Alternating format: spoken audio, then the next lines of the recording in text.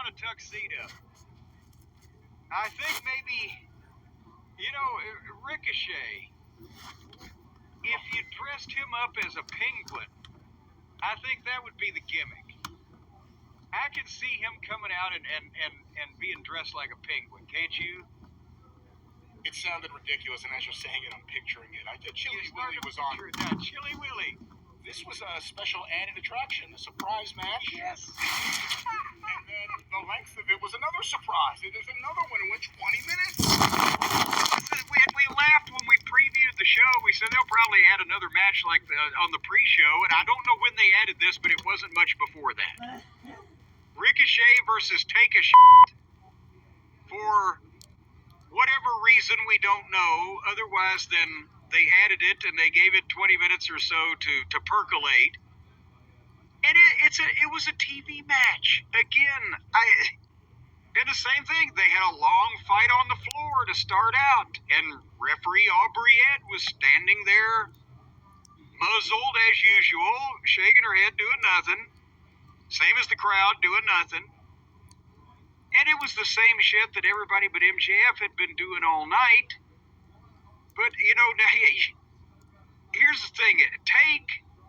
With good booking and a manager who actually managed and talked about him, and in the traditional sense was his manager, to do interviews on a weekly basis on television for him and his ongoing programs, where he would have been brought in and gotten over as one of the top heels and then interact with the other main event guys. That world, he could be a main event guy here. I can buy it. He's big enough. He's good enough. We've seen short bursts. We've seen that he can go in the ring, and he's worth more and probably getting paid a lot less than every other Japanese import they've signed for big money.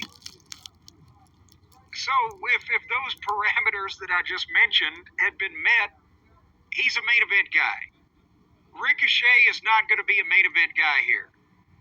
He does the same shit that the base core audience that's never going to leave likes, all the high-flying, aerobatic type of stuff. But he can't talk. There's no real personality there. There's no size, and he can do the flying, which they've gone through 15 other people that can do from England, Mexico, Tasmania, and wherever. So there's another high-priced fellow that is settled firmly into the middle of the card. And then, when they ran out of shit to do back and forth to each other, Ricochet went to the top, and Takeshita just stopped him and gave him a superplex and pinned him 1, 2, 3.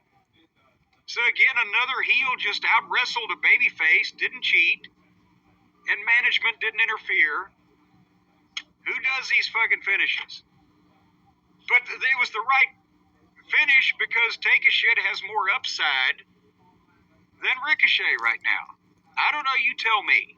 No, he clearly does. And, you talk about the other Japanese wrestlers that AEW has signed. He's clearly, I think, the most valuable one out of all of them. And he's also the one you'd probably not want WWE to sign the most. He was probably the only one that you would have to worry the WWE would sign. Well, right now, I don't think they're signing Ishii or Ibushi. Can't walk. He was the right guy to win, but this was the wrong match to have, a 20-minute match here this late in the show. Well, it was built up so carefully by Hal. There was an 8-man all-star match. I guess they were both on opposite sides of that, so that... Oh, that's right. Yes. But that's the thing. If you're going to do a surprise match like this late in the card, and it goes 20 minutes after every match has gone 20 minutes with diminishing returns from the crowd in terms of noise, energy, and attention, you got to rethink things. And if you're going to put Takeshita over anyway, and it's AEW, and Takeshita beating Ricochet won't even hurt Ricochet, why not just do this in 5 minutes and make it as fast and action-packed and exciting as you can for 5 minutes? Then it has some impact. Oh, shit, did you see that? Best 5 minutes on the show. Instead, it was another endless match.